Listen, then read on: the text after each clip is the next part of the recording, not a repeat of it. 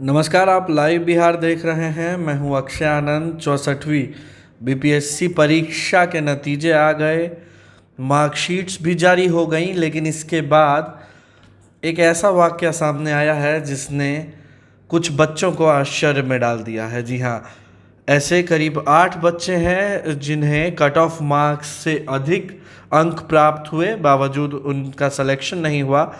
और ऐसे 5 बच्चे हैं जिन्हें कट ऑफ मार्क्स के बराबर अंक प्राप्त हुए, फिर भी उनका सिलेक्शन नहीं हुआ। ऐसा होने की वजह बीपीएससी ने गुरुवार को अपने वेबसाइट पर बताई है, बेहद ही विस्तारित रूप से बताई है कि जो कैंडिडेट्स कट ऑफ मार्क्स के बराबर या अधिक अंक लाकर भी छट गए, उनके साथ ऐसा क्यों हुआ। 2 तरह के पहलू हैं और आखिर में हम आपको बीपीएससी के वो नियम बताएंगे जिसके तहत यह 8 + 5 बच्चे उत्तीर्ण नहीं हो पाए, ऑफिसर्स नहीं बन पाए और अब अगली बार दोबारा प्रयासरत होंगे। दरअसल स्वाति कुमारी, जिनका रोल नंबर 23 50 62 था, उन्हें कुल प्राप्तांक 495 प्राप्त हुए। मेघा क्रमांक उनका 2327 था। उन्हीं की कैटेगरी से सेम अंक प्राप्त करने वाले अभ्यर्थी का मेघा क्रमांक 2323 रखा गया। स्वाति कुमारी का सिलेक्शन नहीं हुआ। जिनका भी सिलेक्शन हो गया है उनका नाम हम नहीं बता सकते हैं। तो स्वाति कुमारी सेलेक्ट नहीं हो पाई। सेम अंक लाने वाले दूसरे कैंडिडेट सेलेक्ट हो गए क्योंकि उन्होंने लिखित परीक्षा में स्वाति से अधिक अंक प्राप्त किए थे। ऐसा ही मामला राकेश कुमार सिंह के भी साथ हुआ।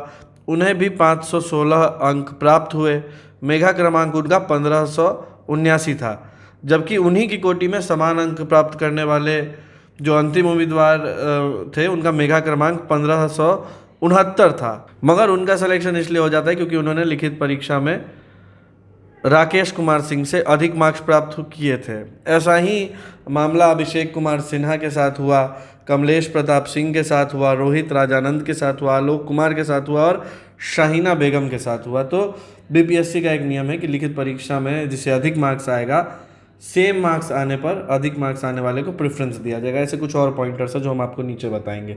वहीं जो बाकी 8 अभ्यर्थी जो छूट गए, बाकी 5 अभ्यर्थी जो और छूटे हैं, यह तो 8 वो थे जिन्हें कट ऑफ के बराबर मार्क्स आया था, फिर भी वो सिलेक्ट नहीं हो पाए।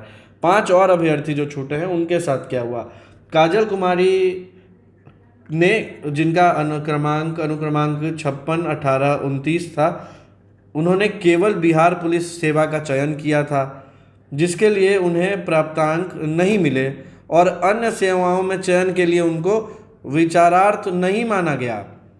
वैसे ही कमलेश कुमार सिंह ने भी अपने आवेदन में मात्र 4 पदों के लिए अधिमानता अंकित की है, जिसमें मेघा सूची में उनसे ऊपर रहने वाले का चयन किया गया है। इसी तरह सीमित पदों के लिए अधिमानता घोषित करते ही कुमारी आंचल, रानी कुमारी के चयन नहीं होने की वजह बने। वहीं अंकित सिंह की उम्र 22 वर्ष से कम होने की वजह से उनके लिए विकल्पों का सीमित होना चयनित नहीं होने की वजह बना। तो ये कुछ यूनिक केसेस जो बिहार बीपीएससी परीक्षा में 64वीं की परीक्षा में जो सामने आए, वो हमने आप तक पहुंचाए हैं, आपके सामने रखें। अब अपने स्क्रीन्स पर ये तस्वीर देखिए जिसमें हम आपको बताएंगे कि समान अंक होने पर क्या है चयन का मार्गदर्शक सिद्धांत। पहला सिद्धांत यह है कि लिखित परीक्षा में अधिक अंक प्राप्त करने वाले उम्मीदवार को मेघा क्रम में ऊपर रखा जाता है, जैसा कि पहला पहलू जो हमने आपको बताया, जो स्वाति कुमारी, राकेश कुमार सिंह समेत 8 लोगों के साथ हुआ। वहीं दूसरा जो सिद्धांत है वो है लिखित परीक्षा में प्राप्तांक समान होने की स्थिति में वैकल्पिक विषय में प्राप्तांक के आधार पर मेघा क्रम निर्धारित होता है। यानी कि जो वैकल्पिक विषय में ज़्यादा मार्क्स लाएगा उसका मेघा क्रमांक में ऊपर आएगा रैंक। वैकल्पिक विषय में प्राप्तांक समान होने पर जन्म तिथि के आधार पर जो अधिक उम्र वाले उम्मीदवार हैं उनका चयन होगा, और अगर जन्म तिथि भी समान है तो उम्मीदवार के नाम को देवनागरी लिपि में वर्णमाला के अनुसार मेघा क्रम में स्थान दिया जाता है। और यह इन मापदंडों के अनुसार ही जो मेगा क्रमांक है वो बनाया जाता है। तो ये टेक्निकल पहलू, ये पहलू जिन पर बच्चों का ध्यान नहीं होता, मगर मार्क्स तो लेकर आए थे, फिर भी सिलेक्शन नहीं हो पाया। हमारी संवेदनाएं उनके साथ हैं, जो सेलेक्ट हो गए उनके लिए बधाइयाँ हैं। और ये 5 पहलू जो हमने आपके सामने रखे, इनका खूब ख्याल रखिएगा।